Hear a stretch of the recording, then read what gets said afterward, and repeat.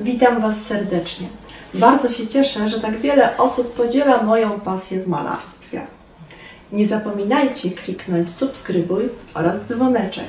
Dzięki temu będziecie mieć dostarczane informacje o każdym nowym pojawiającym się filmie. Jeśli natomiast chcecie zostać moim patronem, będziecie dostawać często nowe filmy dotyczące szkolenia z malarstwa. Wystarczy rozwinąć opis na dole. Witam Was, moi kochani, serdecznie w dzisiejszym odcinku. Dzisiaj taki troszeczkę nietypowy odcinek, ponieważ nie będziemy malować obrazu, ale za to zawerniksujemy dwa, które są już gotowe. Namalowałam te obrazy specjalnie na lubelską aukcję charytatywną, która odbędzie się już wkrótce, w styczniu, i mam nadzieję, że doskonale się sprzedadzą, tak aby rzeczywiście komuś bardzo mogły pomóc. A aukcje zazwyczaj dotyczą chorych w szpitalach. Więc cel jest taki, myślę, że dobry. Moi drodzy, są to dosyć nietypowe obrazy i przy okazji opowiem odrobinę o technice. Bardzo często malujemy albo farbami akrylowymi, albo olejnymi. A tutaj macie przykłady obrazów, które zostały namalowane zarówno farbami akrylowymi, jak i olejnymi. I teraz przy okazji opowiedzmy sobie, w jaki sposób można połączyć te dwie techniki. Postaram się namalować Wam kiedyś taki filmik, gdzie pokażę dokładnie, jak to zrobić, ale dzisiaj przy okazji chociaż o tym opowiem. Gdybyście chcieli malować jednymi i drugimi farbami, które się troszeczkę nawzajem przecież wykluczają, bo wiecie, że farby akrylowe posiadają medium wodne, czyli rozrabiamy je z wodą, natomiast farby olejne z olejem lnianym albo medium olejno-żywicznym. Aby móc połączyć te dwie techniki, zawsze musimy na samym początku malować farbami wodnymi, czyli akwarelowymi albo akrylowymi, bo akwarele też można łączyć z płótnem. Dopiero później po wyschnięciu należy całość zagruntować olejem lub medium olejno-żywicznym i wtedy dopiero albo całościowo, albo tylko miejscami możemy wprowadzić farby olejne do roztarcia, na przykład do wprowadzenia laserunku, do zmiany kolorystycznej. Taka technika jest bardzo przydatna, kiedy chcemy na przykład na bardzo dużych płaszczyznach użyć sporo faktur, szczególnie przy obrazach takich nowoczesnych jak te ulice wielkich miast, bo właśnie o takim cyklu są te dwie prace. Są to bardzo grube faktury. Popatrzcie, najpierw pracowałam akrylami, pracowałam również reliefami, czyli takimi wyciskanymi farbkami, które tworzą nam takie grube rysy, różne tutaj elementy obiektów, same samochody również zostały na grubo malowane szpachlą, a dopiero później te takie piękne kolory i roztarcia, to wszystko to już jest farba olejna, która dała mi możliwość takiego prześwietlenia kolorystycznego tych prac, rozświetlenia, ale również takich przetarć bardzo delikatnych, jakichś melanży, błysków. I te dwie techniki połączone razem ze sobą wyglądają bardzo ciekawie w obrazach i można je absolutnie stosować. Dzisiaj opowiemy sobie, czym jest werniks, do czego tak naprawdę nam jest potrzebny i czy zawsze należy go stosować. Bardzo często się mnie o to pytacie w komentarzach pod filmami.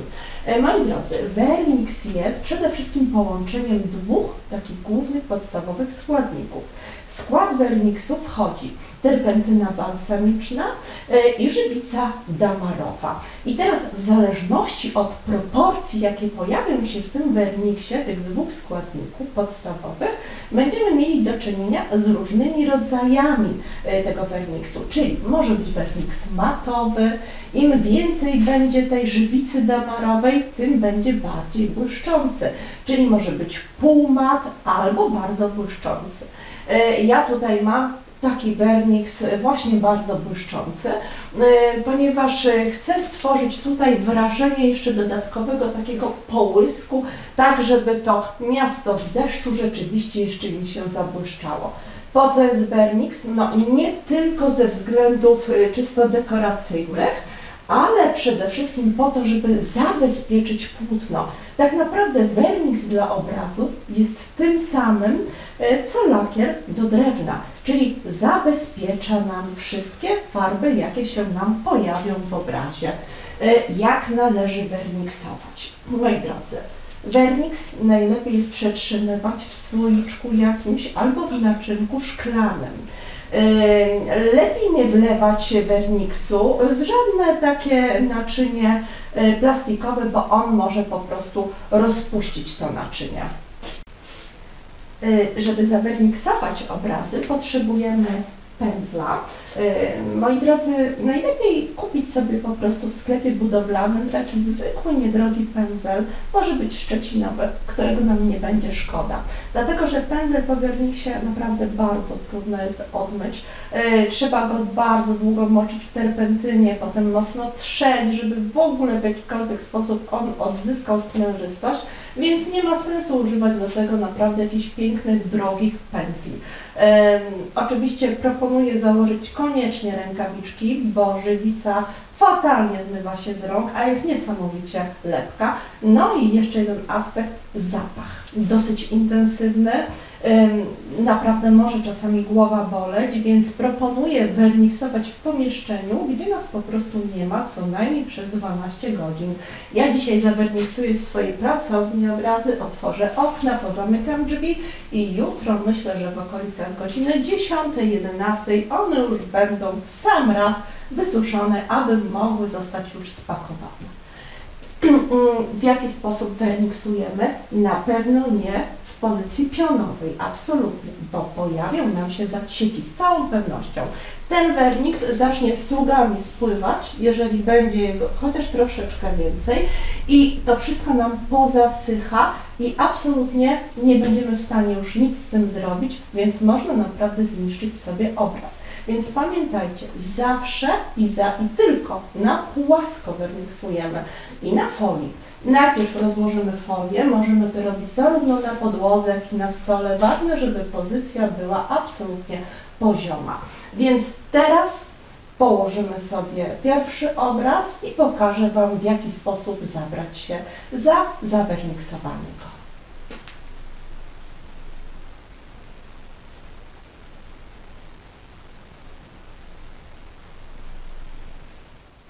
Obraz poparcie położony jest zupełnie na płasko i teraz w takim właśnie położeniu będę werniksowała. Maczam tak dosyć konkretnie pędzel w werniksie, po czym zaczynam pracować raz w jedną stronę, a raz w drugą.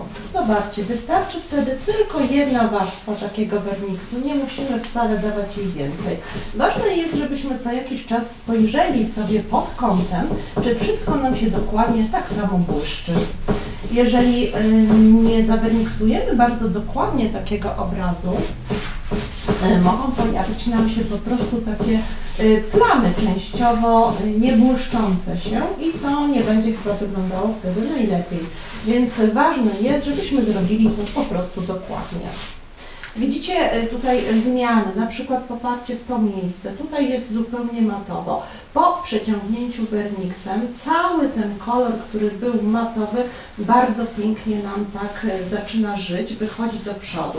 I z reguły farby akrylowe podczas malowania mają to do siebie, że po wyschnięciu one jednak bledną. One tracą ten piękny kolor, który widoczny jest na obrazie w trakcie malowania, kiedy one są jeszcze zupełnie mokre. Później stają się matowe i często ten kolor po prostu tak nieładnie blednie. Natomiast podczas werniksowania one wszystkie z powrotem odzyskują swój taki naturalny blask.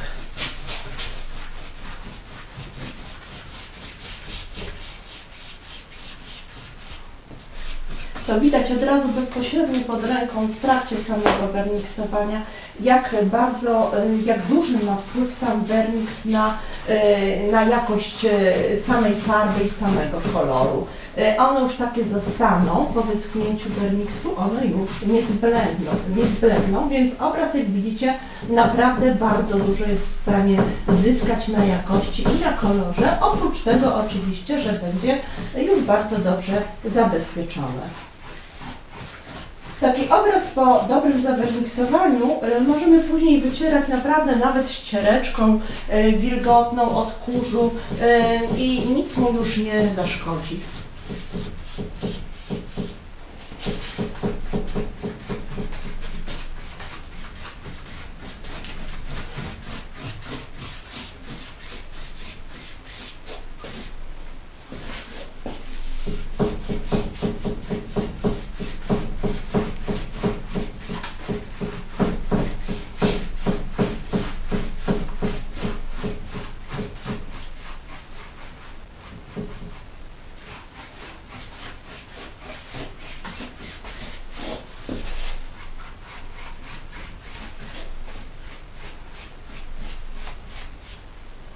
Jeżeli widzicie gdzieś jakiś nadmiar tego werniksu, że rzeczywiście jest go za dużo, warto jest delikatnie przetrzeć, tak żeby ta warstwa była gładka, no i podobno oczywiście na całym płótnie. Tak z każdej strony przychodzę, nachylam się delikatnie, patrzę pod kątem, no i cóż, wydaje mi się, że już wszędzie jest dobrze zawerniksowane, nawet jeżeli na początku są takie delikatne smuszki, to on za chwilę zacznie już ładnie schnąć i wierzcie mi, że po kilku godzinach ten efekt już naprawdę będzie doskonały. Obraz będzie błyszczący. Ja Wam go na chwilę postawię na górę, żebyście mogli sobie zobaczyć teraz właśnie jaka jest różnica pomiędzy jednym a drugim obrazem. Ten przestawimy na drugą sztalugę, który jest jeszcze nie zawerniksowany. No i drodzy, postawię na chwileczkę ten. I zobaczcie teraz, jak pięknie on zaczął nam się błyszczeć, jak te wszystkie kolory zaczęły nam wychodzić tutaj idealnie do przodu. Czyli werniks ma również bardzo duże tutaj znaczenie od takiej strony czysto estetycznej. Dobrze, i teraz zamiana, kładziemy drugi obraz. Widać teraz już jaki ten jest matowy, popatrzcie w tych wszystkich miejscach w porównaniu z tym. Jak przez chwilę tak on sobie postoi, to nie zdążą się nam zrobić jeszcze żadne zacieki. Chodzi o to, żeby nie stał zbyt długo, a później będzie oczywiście położony. I znowu szybciutko w jedną, w drugą stronę. Takimi kawałeczkami sobie od razu, kochani, to robię, żeby niczego nie pominąć. Raz koło razu, czasami ten wernik zatrzymuje nam się w takich większych partiach, na miejscach, gdzie mamy grube faktury, ale dlatego właśnie ten ruch powinien być raz w jedną, raz w drugą stronę, taki krzyżakowy. Wtedy mamy pewność, że ściągniemy też nadmiar tego werniksu.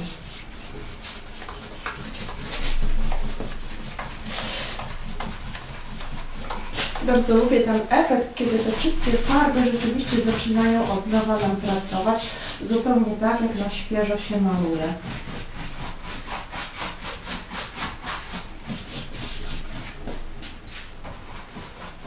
Widać bardzo wyraźnie różnicę.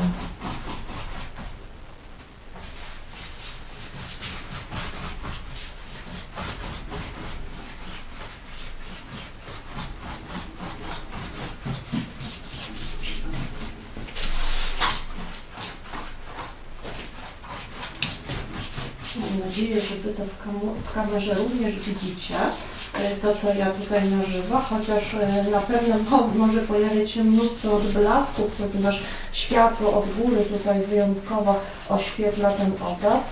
Jest na płasko, leży zupełnie, ale możecie mi naprawdę zaufać, że werniks czyni cuda na obrazach.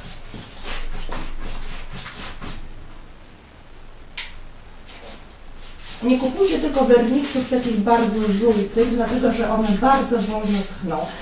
Najlepiej jest, jeżeli werniks ma taki naprawdę jaśniuteńki kolor, taki bardzo lekko żółty albo nawet prawie w biały wchodzący. Są oczywiście jeszcze takie werniksy w sprayu, który też można oczywiście kupować, szczególnie do bardzo grubych faktur na obrazie. Wtedy ten spray dobrze po prostu wchłania się w każde takie wystające, wypukłe miejsce. No ja osobiście zdecydowanie wolę jednak w płynie tego typu werniksy i błyszczące, one zawsze się idealnie sprawdzają.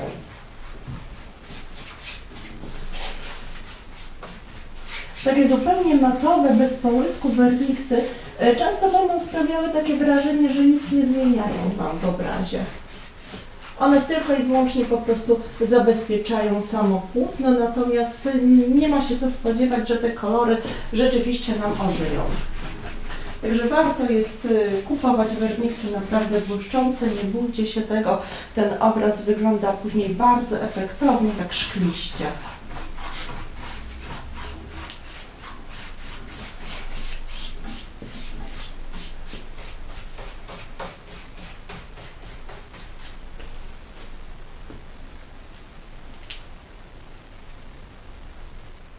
No i kochani, obrazy już zostały zawerniksowane i to, jak widzicie, całkiem spore formaty, bo obydwa są po 70 na 100 cm. Zawerniksowałam je na płasko, pędzlem, takim po prostu budowlanym, za pomocą werniksu błyszczącego.